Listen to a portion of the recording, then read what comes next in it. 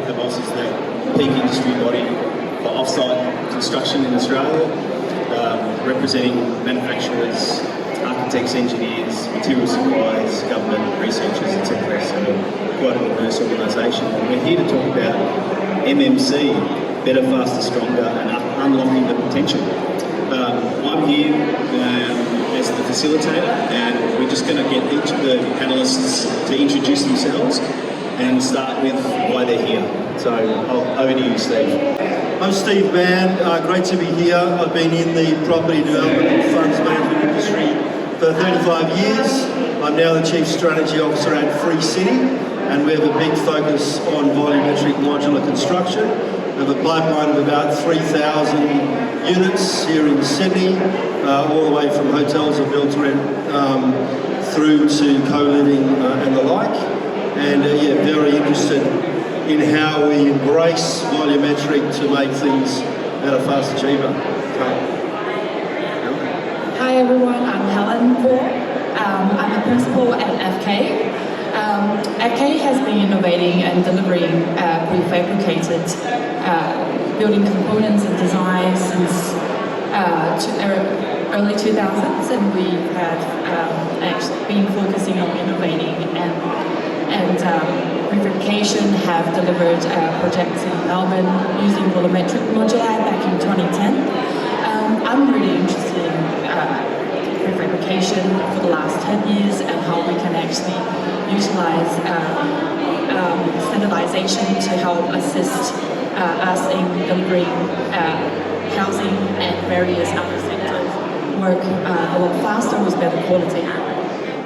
I'm Adam Jordan, Asia Pacific lead at Brighton Wood. We're an international design and engineering consultancy. I've been around for 35 years or so, and I guess living and breathing MMC in all its forms from the start. So we don't have a particular system or method that we favour. We just try and find the best solution for any given project, applying prefabrication to leverage its benefits. All sorts of different sectors, very interesting projects, and a great line of work to build a career on. So I'm very happy to be with you all today. Hi, I'm Dennis Butler from the Basis Architects. We're a Brisbane-based architectural practice, and I guess the focus for us has always been on creating architecture that welcomes all people. And to that extent, when we stumbled across MMC or off-site construction back around 2008 to deliver a project in remote Queensland, we thought how better than that to create great pieces of architecture across a big state. And so we've been delivering off-site construction across Queensland for government, council and university entities ever since. And buildings that would otherwise only appear in southeast Queensland are able to be delivered successfully across the state to communities that are deserving. Right, thank you. Well, first of all, I'm just going to start with the MMC, I guess, and defining that a little bit. And the reason I want to do that is I think there's probably a little bit of confusion, and it also can be challenging to understand what MMC actually means. So at PrefabAUS, we wrote a 10-year plan for the industry with 12 recommendations and 19 targets for our industry to achieve up to 2033.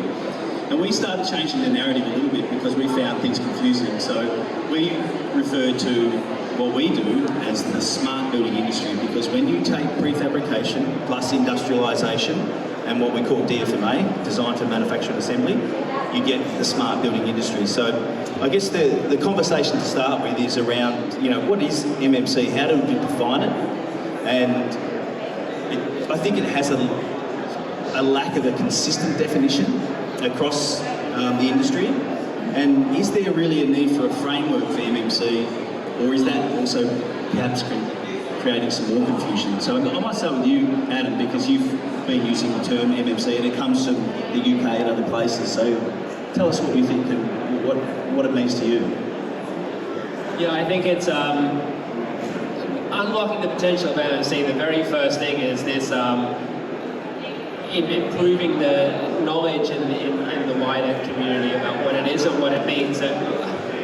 We kind of struggle to see the wood for the trees sometimes when we're talking about this and we're advocating for this year in and year out in sessions like this and communicating internally within like a group of well-informed individuals within the sector, and you kind of forget that a lot of people still don't really know what it is, and we don't do ourselves a lot of favors sometimes with all these acronyms and all of this like, what is DFMA and MMC and prefab and how do they differ from one another kind of thing, and what does industrialization mean in construction? So firstly, I would say to everybody that prefabAUS roadmap is really worth a read, and having a standardized framework in Australia for thinking about the long-term mission of MMC is a really important tool. So the first thing I would do is have a look at that. If you don't agree with it, tell Damien, and finding something that we can all kind of rally behind is really important. Moving away from just thinking about MMC, what are methods of construction as? I always think of MMC as a toolkit, right? It's a range of methodologies, components, systems that you can adopt into a construction project to make a construction project more efficient. It's not a one-size-fits-all. There's not a single solution for every project in the world. No one is advocating for every project ever to be volumetrically modular constructed. No one is advocating for every project to have a rigid box steel frame. The point of MMC is to find the solutions, the methods, the components, the systems, the technologies that work best for your project. Consider the options a little bit and do that analysis and say, how do I make my project the most efficient as it can be without compromising the integrity of the design and the architecture, because we're all trying to deliver good buildings at the end of the day. And then think about how do you make that vision a reality on a construction site in a country like Australia where construction costs are quite high, labour costs are quite high. How do we then build smarter using automation, using factory efficiency, productivity and industrialization to make that building happen in the most productive way as well? So ultimately MMC is about value. This whole conversation is about how do we deliver better quality buildings more efficiently without design compromise. And it's a really exciting conversation to be a part of. Yeah, I'd like to build on that. That was great. I think, critical in all of MMC is better buildings. And I think modular, prefab, everyone thinks worse building. So that's our first big challenge, is to kind of educate people that a factory-built manufacturing process actually can build a much better building. We're at the volumetric end, so I guess it's the ultimate end of putting it all together. And that's interesting because the focus becomes, can you actually standardise that module? So the repeatability bit's very exciting, but the ability to slightly change and morph from that is quite powerful. So if you saw my current pipeline of 6 VMC projects, not one looks like any of the others, and they all look absolutely fantastic. Helen, FK have been developing and were instrumental in, back in 2008, 2009, developing miniaturised building technology, which led to the hickory building systems and the sink bathroom pod technology. So from your perspective in FK, what's MMC been to you guys? I think it's understanding design down to every building system and end user. So understanding who we are designing for and creating a standardized, or creating these designs right from day one, understanding what sort of building system, structure, materials that we would like to use, having that early design input, and managing the various, I think, understanding that planning pathway and what are the milestones we need to meet, and understand that holistic picture is really important to actually have that success in delivering and achieving that end goal of having as much prefabricated component as possible. And for us, it is about delivering value to the end user, to our client as well, and as with additional time delays or obstacles or process process that we need to go through in the whole design to delivery life cycle, that value diminishes. So by understanding that process and reducing these obstacles in the process, that we will be able to add value, and that's our end goal. Being much more economical, efficient, and having a quality output that we'll be happy with. Thanks, Alan, and it's really important. I mean, understanding the whole value chain, as you said, design and planning is the first stage, and that has to flow through to the value chain, to procurement, to manufacturing, to where you can realise those benefits. So that upfront engagement and understanding what can be done, that's a big education piece as well. Yes, we don't go in with an artistic vision right from day one. We work with the end user, we work with the client, and we actually work with the manufacturer, all the consultants to understand what's achievable. That's a different approach for an architect. And Dennis, over to you from your perspective.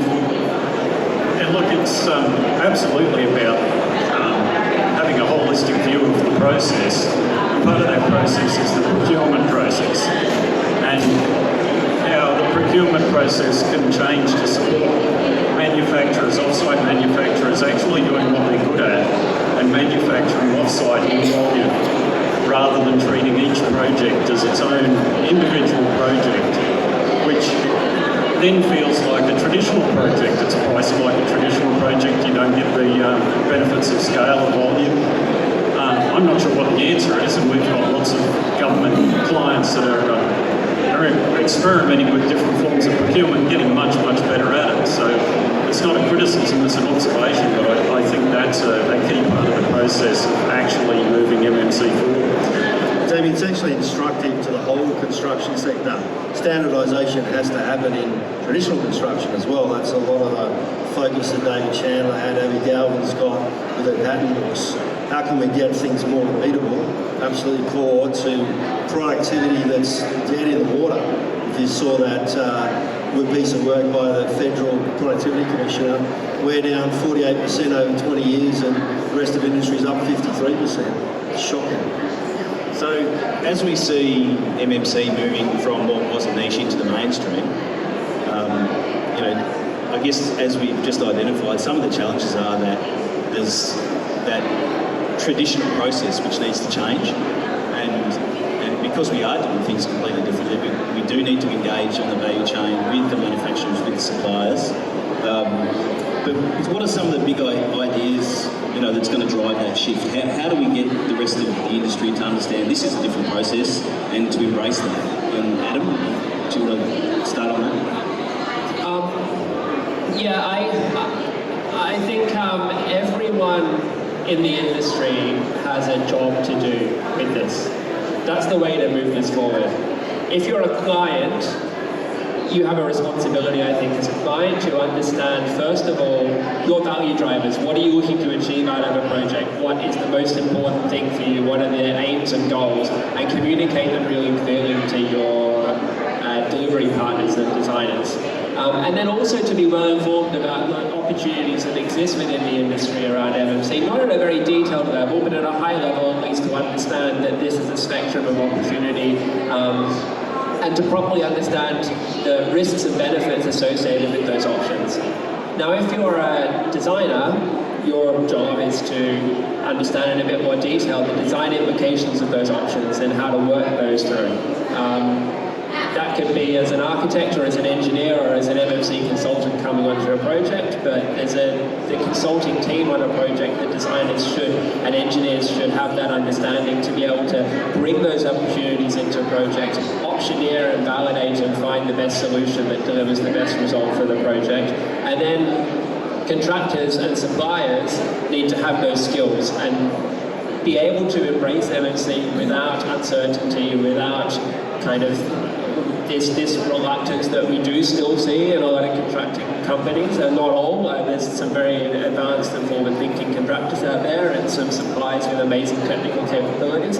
Everyone kind of needs to start to build that capability and start to invest in that capability as well, not just in fabrication, but also in digital, and start to move forward and apply innovation into their sphere. So everyone in the industry has kind of this job to do. And then when you have an informed group of people coming together with an understanding of what those opportunities look like and what the scale of the problem is, we can then apply a little bit of kind of academic rigor, I think, to how we approach projects. And I would just propose kind of 4 steps, and I'm keen to get everyone else's views here on the panel about these. But the first thing, rationalizing requirements. So looking at a brief and saying, what are the things that we need to deliver in the project through this brief, and how do we kind of work those through and harmonize them a little bit? And then the second one is standardization. So taking those requirements and finding the standardized principles where we can start to realize some scale in delivery in different aspects of that project. Optimization is kind of a series of iterative refinement steps to work out how to deliver those requirements in the most efficient way. And then prefabrication, looking at those standardized, optimized solutions and saying, to what extent does off-site fabrication in a factory bring benefits to my project? And I never want to say that a project should, that's not true. I don't always want to say that a project should be 100% prefabricated. In some cases that makes sense, in some cases it doesn't make sense. In some cases there's a balance between work's done on site and work's done off site, and the most successful projects strike the right balance between those two, while also thinking about how to make those site activities as efficient and productive as possible. Let's try and make construction sites a bit more like factories in a way, with really predictable, efficient assembly processes taking place, leveraging the benefits of off-site prefabrication to get parallel works and really reduce timescales, delivering better buildings faster, that are more robust and successful. So I think with a little bit of industry upskilling, coupled with a rigorous approach to working through the design and following those steps, I think we can make some big steps forward. Thank you. So on design and automation, and especially the use of BIM, these tools are changing the way that we design for manufacturing assembly. And so how are you seeing these technologies enable better, more efficient outcomes, Dennis, in the work that you do? And for example, you know, the move to file to factory, where you can design things in certain programs and then press a button and have them go to a CNC machine or to a roll forming machine, etc. How is that working for you in your business, what you do? We keep hearing about the ease of that process, but it never quite looks like that. And I guess from an architectural point of view, what we find with off-site manufacturers, the amount of detail that's required up front is a huge benefit to the project, in that things receive the focus they deserve early enough and are resolved early enough. And that is entered into our detailed BIM documentation, and particularly when we're doing a health project, for instance, where there's life safety issues. So it's all fully documented, and it's all fully documented very, very early. It's not as seamless as we would like. It moves from us to a structural engineer to a shop detailer, and then eventually they get hit the button when it actually comes out the other end. But I think one day it will. Do I think the architect should be the person who's drawing what comes out of the machine? That would make me very nervous. Yeah, look, it has to be absolutely core, particularly when it comes to volumetric. And I'd put it, in a really strong way. Productivity is coming to your door, because we're dead if it's not. So if you're doing things the same way you were 5 years ago, you need to change, you need to grow, you need to learn. So modern methods, in all its different forms, has a very big role to play, and BIM is at the core of repeatability and could be much more at the core of productivity and then better operations. Government needs to wake up and push it. This is global. Read the stuff that's coming out of Ireland, read the stuff coming out of Singapore, read out of UK, read out of US. There are changes pushing forward on modular construction because we have to have it. We've got to get smarter in this industry, and repeatability, quick changes to create, moderation from a standard project. They're all key. So how MMC works best when all of the parts function as a coordinated system. So how do you go about looking at what can be turned into prefabricated components and how much of the building that makes up? How do you go about doing that?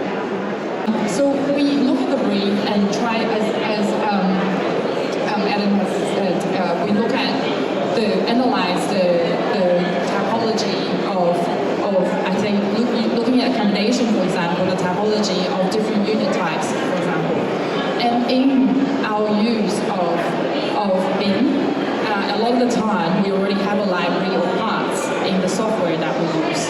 What we haven't done is actually connect that to better work with all the other consultants in a much more integrated manner. We do use a lot of those software analysis, and I won't actually name those software, but we're using that now. But I think we can take it a step further, do it a lot earlier on to actually improve that process. And how are clients responding to the value of early stage? And I guess this is one of the differences again with MMC. And when we were developing technologies back in 2008 and bringing those to market, there was a real different approach to the design because everything's done up front. And with architects and architectural fees, it's sort of spread across the project. Whereas for MMC, it's all up front. So how do you deal with that? Encouraging clients to pay you all the money up front instead of dragging it out across the project. And are they starting to see the value in that early stage planning and fully resolving everything? I think that collaborative communication is really important because we have these discussions on, for example, ADG in New South Wales, Apartment Design Guide, has a pretty set sort of guidelines of how these units should be designed. And I think a lot of the time we see that as an obstacle, but I think it could help us to say, okay, this is the baseline, and we can improve upon that. Work with that flow of government policy and actually work with the government to actually improve, I guess, develop and evolve that policy into, for example, some of these templates, we actually work with the client to say they have that ambition at scale to deliver 4,000 units or 5,000 units, and there will be repeatability in these kind of resident profiles, identify these items that will be consistent.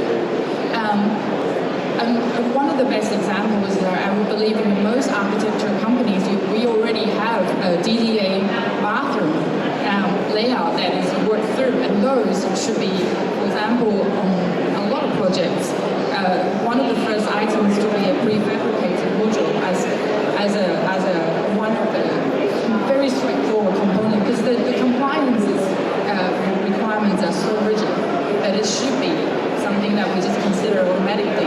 So we look at it as parts, and we already do this in a lot of ways with bathroom parts, with kitchen. We work with joiners a lot early on to work through the kitchen modules and minimizing that, the number of types that we use to make sure there are efficiencies and less wastage.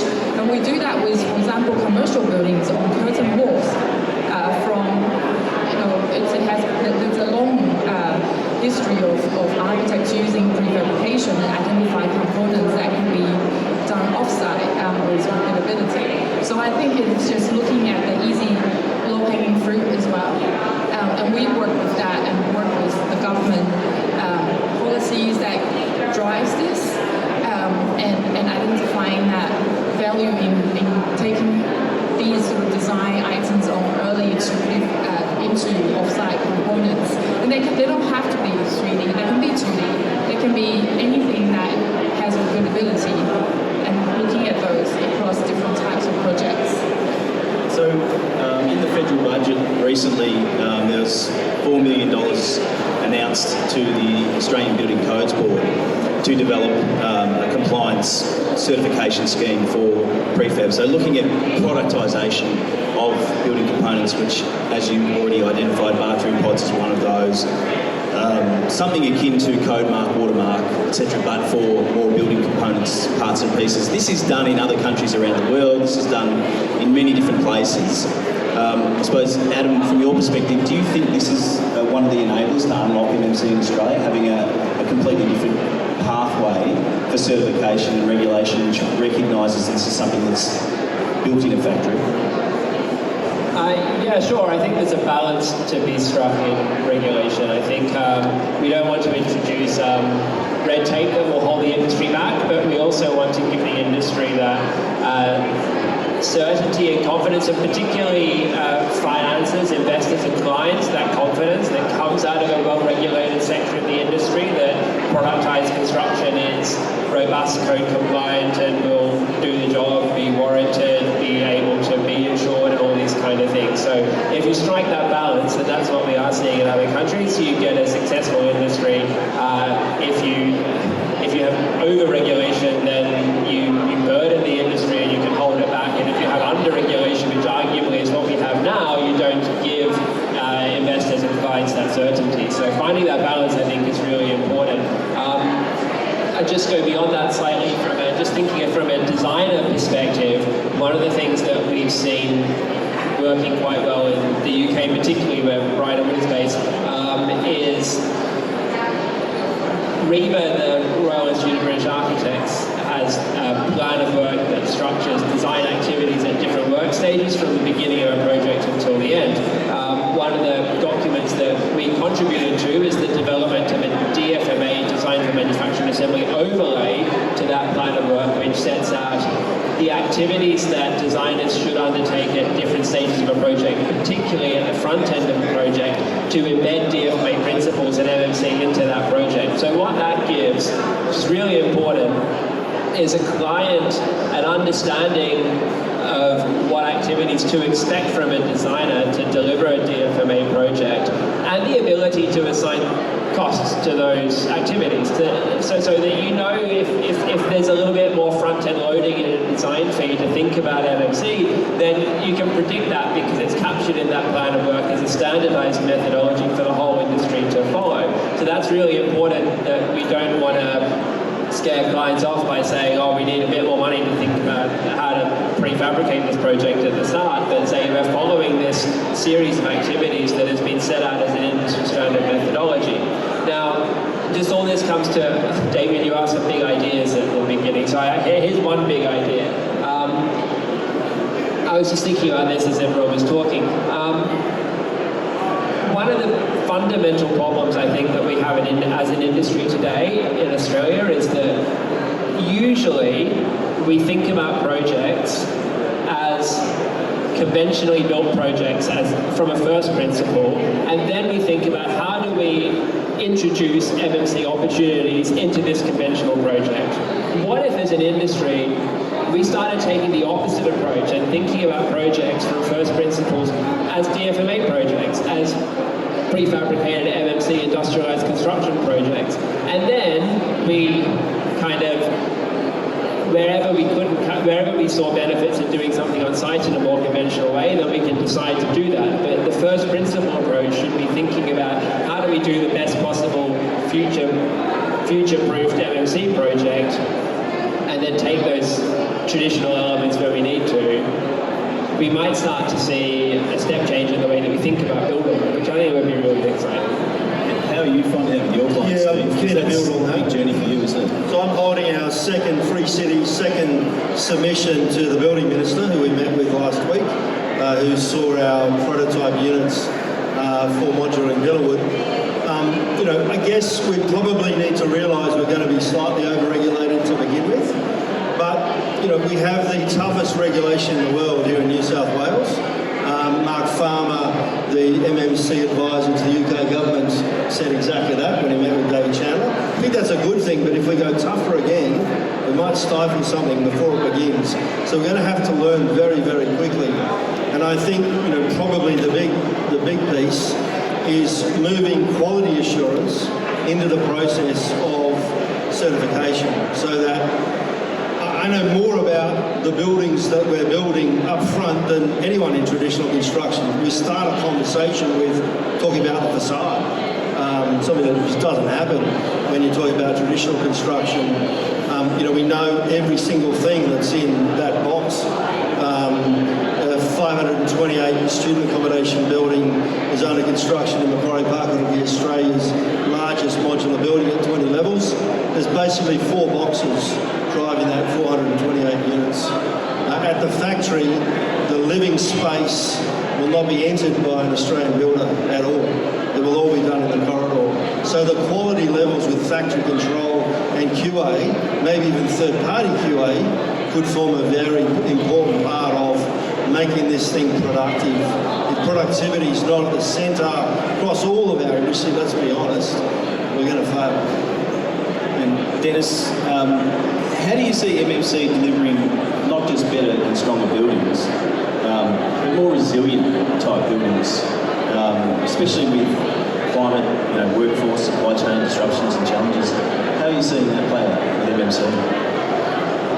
Because we're delivering potentially the same building all over Queensland, the upfront consideration, particularly in regard to environmental, is huge, because that building has to be able to cope with something in the tableland behind Cairns and something in southeast Queensland and the Gold Coast, and the requirements from an environmental point of view are wildly different. Therefore, the buildings are actually being built for worst case and performing remarkably well in other situations. So I think from that point of view, it's one of the, I'm not sure that it was an intentional outcome, but I think it's a great outcome. Can I just add something to that? Because that's a very good point. This is one of the risks of MMC, right? Just to put cards on the table. In traditional building, you make a mistake, you've made a mistake once, or you made a mistake lots of times on one building, right? So there's a limit to the implications of that mistake. In MMC at scale, like what you're talking about, you make a mistake, you potentially make a mistake tens of thousands of times on tens of thousands of identical buildings, right?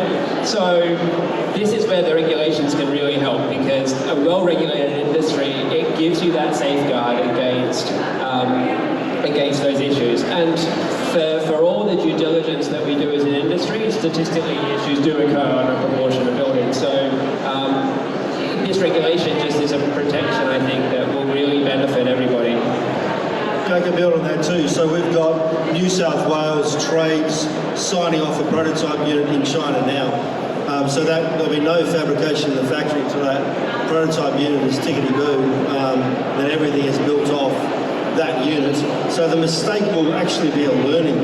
You actually won't have learnt enough, because you'll do a better job in the next one once you learn more.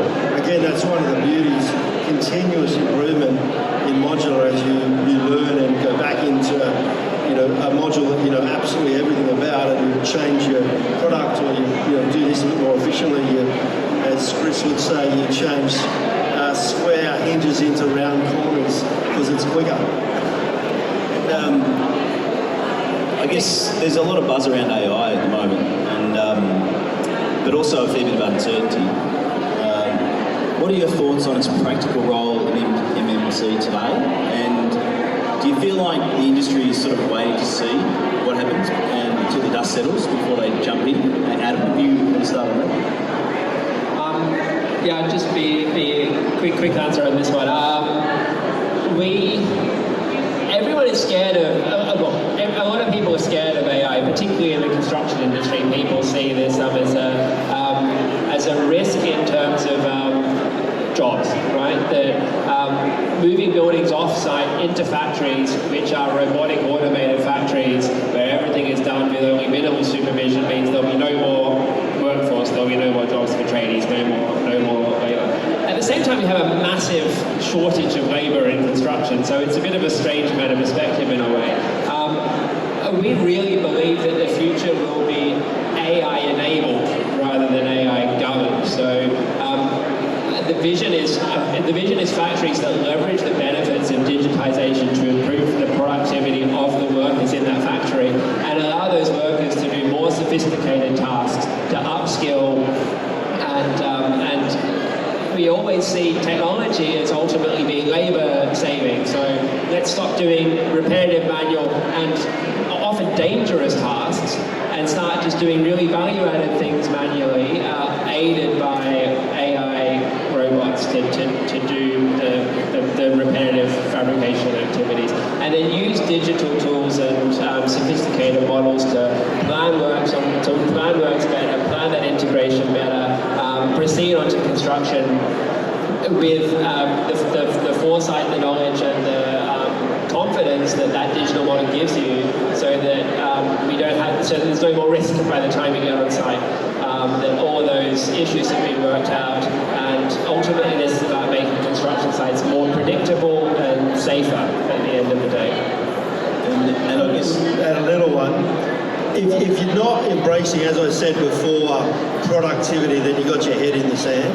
So whether you're a consultant, where yes, we're going to pay architects less because it's got to be more productive, because AI will grab that unit and suck it out and give me a new bill of quantities with the unit being half a metre bigger. But you need to embrace that and make that part of your design process, because you'll be more productive and you'll do twice as many in doing it. We've had this head in the sand across industry of we have to do it the same, we have to do it the same. It has to change, and AI, BIM, repeatability, it's all part of the story. That's where I wanted to add to, in terms of coming back to the conversation of cost, where we want to be focusing on not on items that we have to continue to certify on-site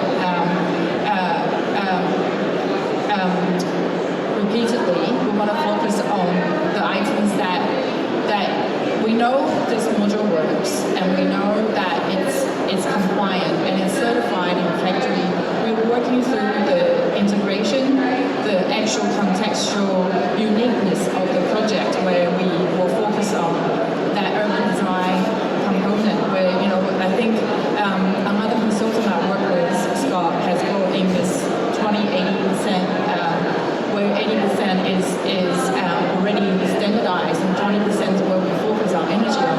At the sort of market demand for housing, for the amount of projects that we need to output, being able to actually be confident about the items that's repeated and built to quality and that certification compliance standard coming from the factory, and we focus on the integrating portion of it to site, will mean that it frees us up to be working on more projects and a higher number of the delivery of projects in a shorter amount of time. So we see the potential, the opportunities, but also what are the skills that are needed right now to support MMC, and how do we get more professionals excited and not intimidated? Dennis, from your perspective, it's a big shift. I mean, we've been working with MMC since 2008. It's super exciting to find a way to deliver projects anywhere, anytime, and in a hurry. I can't help but think that some of the learning is in the process and not necessarily with the design intention. I know there's some view that the design's removed from MMC. I don't see it that way. But I guess as a process, we've been talking about AI and productivity and all things that are, absolutely worthwhile. But the reality is, at the moment, I can design, document, and build a project faster than it can be approved and put on site. And so I think some of the skill set is in that process where it enables wonderful manufacturers who can do these things at a high rate of productivity already to actually get the buildings to cycle. And I'm not sure that that's just for the designers. I think that's for the project team as a whole, including the client. That's a very good point. Conscious of time here, I might just see if there's anyone in the audience that would like to ask a question. Right back at the start, we were talking about a framework for MMC. Through the discussion, there's been a few people touch on the us and them, the modern versus the traditional. Do you think rather than a conversation about a framework for modern methods of construction, we need to have an actual conversation around what the future of the built environment is and how we aspire collectively to transform how we go about producing that? Yeah, it's a very good question. So the question was, do we need national standards? Absolutely we do. We're little old Australia and we're part of a global supply chain, and we need at least to be little old Australia, not little old New South Wales. and that's a good point you make too, because when we think about the work we're doing and the skills needs across industry, there isn't a fundamental base knowledge of MMC in industry, and we have a significant top-down push from government to deliver MMC at state and federal level. But then the challenge is that if you haven't had any skills or training in MMC, which most haven't because it's never been embedded in any university course for professionals or in any trade skilling, when it comes to operation and delivery side within government and industry, it sort of slows down, it becomes challenging. So I think there's that base level of knowledge that needs to happen across industry, and then I think that's what you're referring to, Jeremy, is that let's get everybody on the same page with the same understanding, and then we can build from there. Can I just add to that finally, David? Sorry, Jeremy, I think it's not just about a national conversation, right? So I'm from Sydney. I grew up here and studied here, but then I spent 10 years in London and 3 years in Singapore. And in London, you're in the middle of Europe, so all these small countries connected together and communicating all the time. In Singapore, the Singapore government had champions in going out into the world and having learning trips and expeditions and kind of being part of this kind of regional but also global conversation. I feel like in Australia often we think we're in some kind of bubble that we have to do it alone, not only at a state-by-state level but also internationally. We should be part of the global conversation on MMC much more than we are today. We should be going out on trade missions more than we are today and finding out what's really working, and not only what's working but what's not working in other countries and how we can adapt those learnings to Australia. And I think the more we can unify our states, getting around a table and talking to one another, but then also being part of that international conversation, the quicker we can move forward in an informed way. I'd like to see an Australian version of the Singapore idea. Yeah. Have we got another question up the back there? Maybe a bit. Yeah, that's a quick one. How much do you think of the MMC will end up, especially things like bathroom pods, will end up manufacturing in China, and how do you then deal with compliance and quality?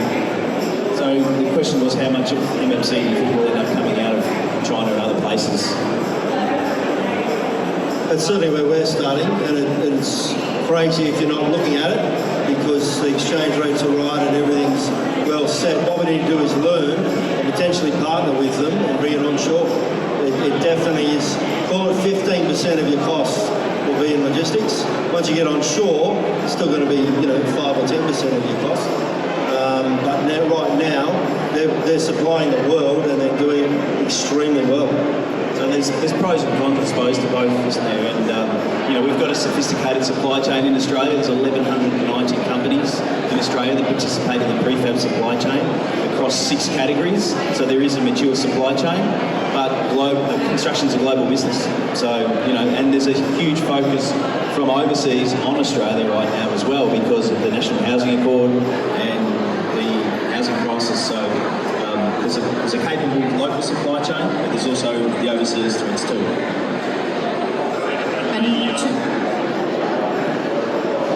Most of our work's done through Queensland State Government, and the simple answer is they support Queensland and local Queensland suppliers, if not Australian suppliers. So at the moment, with the current leadership, the current clients, it's not overseas product.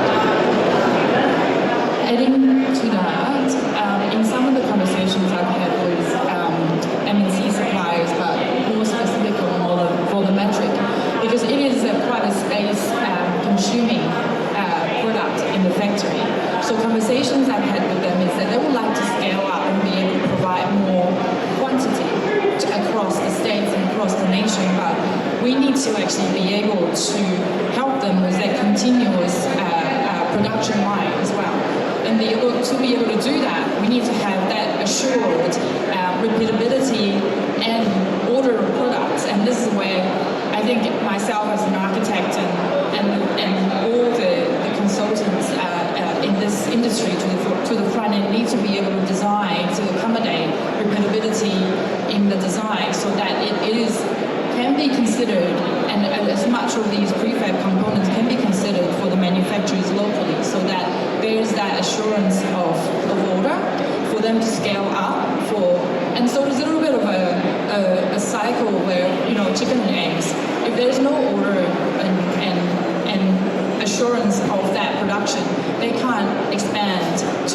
to actually produce the scale that we need. Damien, I can give you the call to action for the housing accord here in New South Wales. If you assume 50% increase in housing delivery over the period, the balance of the housing accord, 100% increase in medium density, and the balance is apartments, you need over 100,000 apartment starts this year and next year. Guess what the approvals were in 24? 11,500. We need a massive increase, and then we need productive delivery where you can drop a year off big build apartment developments, and we need it desperately. And we've got a couple of minutes left. We've got a question here.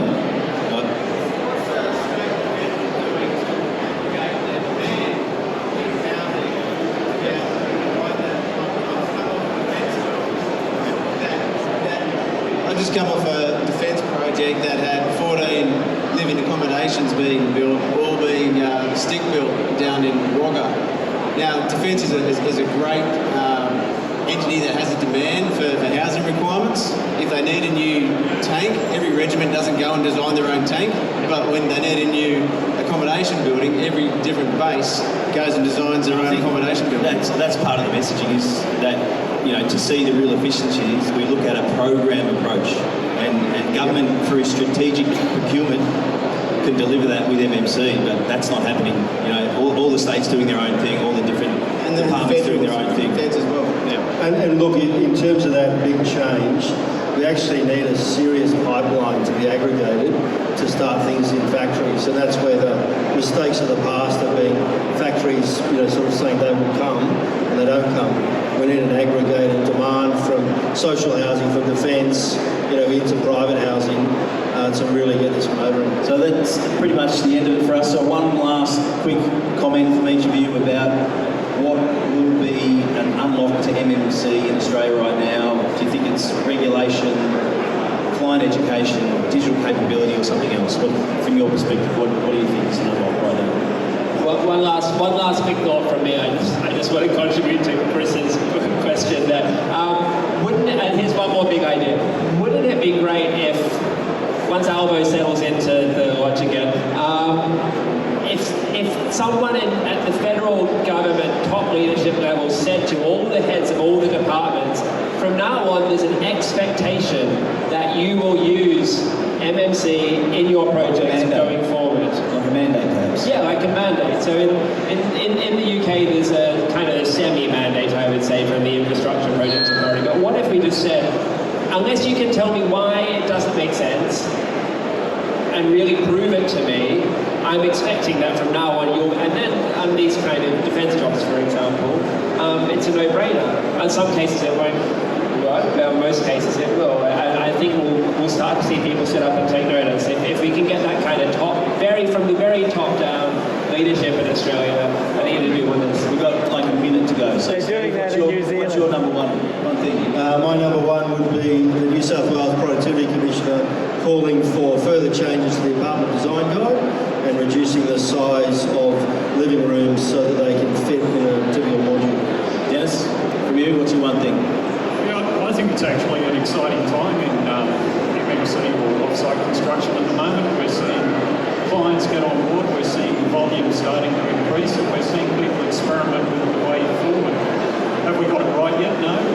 Is it coming? Yes. And as Adam says, the more high-level organisation that can be added to the process, the better we'll all be. Finally, Helen, what do you think? Okay, if there's one thing I can ask for, is for the government, and I think it's in process right now, is to have that assurance of a pre-approved template. So if one design has been approved, it is considered a CDC process for that component, and then the actual approval will be focused on its integration to site. So that applies to all scale of projects, and it allows us to start to look at across the spectrum of different scale of projects, how we can identify the CDC components, free up the government to review the items that hasn't been reviewed before in approval process, and to expedite this approval process for us, and giving the manufacturers that assurance of pipeline of the repeated pre-approved CDC items. message tomorrow at 11:15 in the networking area. We've got an event, so if you're around, come and see us down there and have a chat.